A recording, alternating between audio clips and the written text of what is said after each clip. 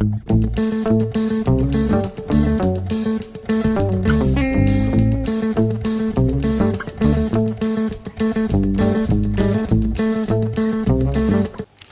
fermiers, amis fermières, bonjour, bienvenue à la ferme, bienvenue sur Cocotte TV. Aujourd'hui je vous présente une souris, vous l'avez sous les yeux et vous le voyez, qui nous provient d'Eurocat. Il s'agit de la Cova 2016.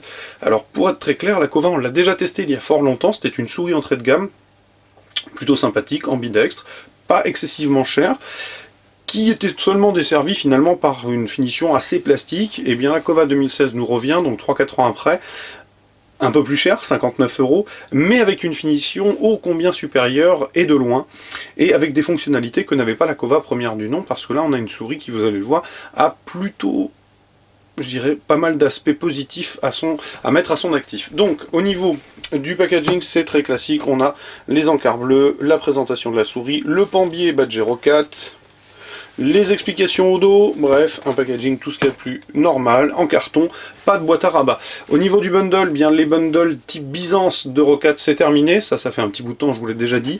On a donc juste les clauses par rapport au recyclage et le guide de démarrage rapide de la souris, et c'est tout. On a ensuite la souris, la Cova 2016 que vous avez ici. Donc la Cova 2016, bien c'est simple, elle reste au niveau du look assez sobre, elle est ambidextre. Au niveau de la finition, on a une vraie augmentation, c'est beaucoup mieux traité, c'est beaucoup plus sympathique. Pour être très clair, on a du soft touch assez solide d'ailleurs, qui ne devrait pas être trop sensible aux rayures, sur l'intégralité de la souris, sur les parties latérales aussi, et sur les parties type plastique, elles sont traitées avec, je ne sais pas si ça se verra bien à la caméra, un aspect granité qui est plutôt bienvenu. C'est vraiment pas mal. Finalement, le seul plastique classique, légèrement granuleux, mat brillant, est en dessous, et il n'est présent qu'ici, ce qui est plutôt pas mal du tout, car on a une souris qui présente bien. Moi, en tout cas, je suis plutôt sous le charme, et j'aime bien le look de cette souris, mais ça restera tout à fait subjectif. Donc, comme vous le voyez, petite coque, un liseré sur l'arrière, qui va permettre de laisser passer le rétroéclairage que j'ai mis en route, un espèce de diffuseur type automobile avec le travail granité, on remonte, on retrouve le marquage Cova, les clics sont partie prenante de la coque, une fente, un bouton, une grosse molette de plexi qui laissera passer aussi la lumière des diodes, une petite bande de caoutchouc lisse, défilement correct, cran correct, sans plus. Alors, on n'ira pas plus loin, c'est pas forcément ce que j'ai vu de mieux chez Eurocat. Par exemple, ma conne de tous les jours, excusez-moi, hein, franchement pas de jeu de mots, ma Conné opticale de tous les jours a une souris qui est, à mon sens, plus performante. Sur les parties latérales identiques, hein, je vous l'ai dit, symétrique, ambidextre oblige, on a donc un pavé, soft touch, deux boutons. Dans le prolongement, on retrouve un bouton sur le long du clic gauche, idem le long du clic droit, et deux boutons à nouveau, la partie latérale, bref, quelque chose de connu. On a une sorte de pare-choc sur l'avant, plutôt sympa, j'aime bien au niveau du design.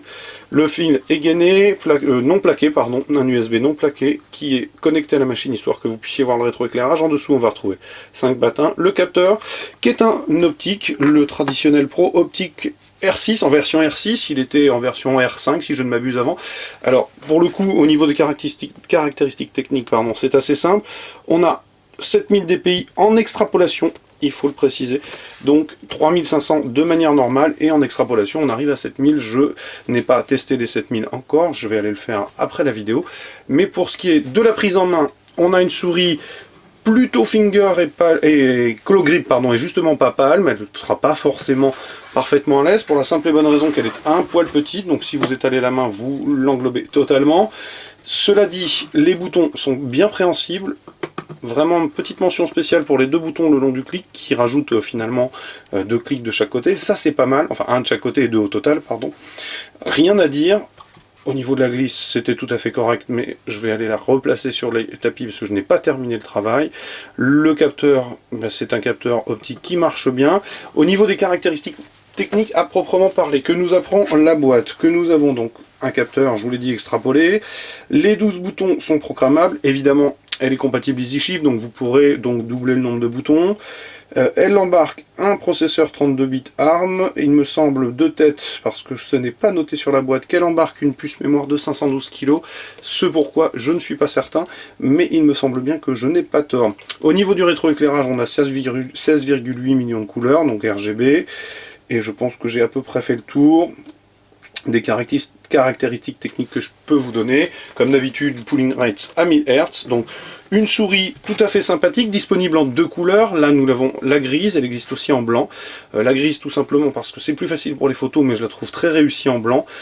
Donc une souris à 59 €, ce qui est somme toute dans la juste moyenne, peut-être. On va peut-être enlever juste dans la moyenne, peut-être un petit peu cher pour ce qu'elle propose, pas beaucoup, mais en tout cas à 59 €, vous avez une souris fournie en bouton plutôt axée FPS à mon sens, qui marche plutôt pas mal, assez jolie. Je vais juste couper l'éclairage pardon, pour que vous puissiez voir le rétroéclairage justement.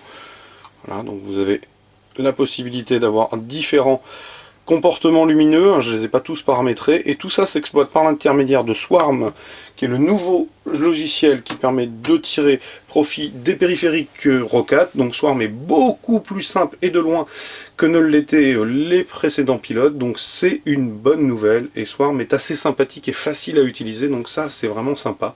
Donc il s'agissait de la Roccat Kova 2016, qui donc est présenté sur Cocotte TV. Comme d'habitude, je vais vous souhaiter une excellente journée, je vais vous dire à très bientôt, et surtout je vais vous dire au revoir et à bientôt.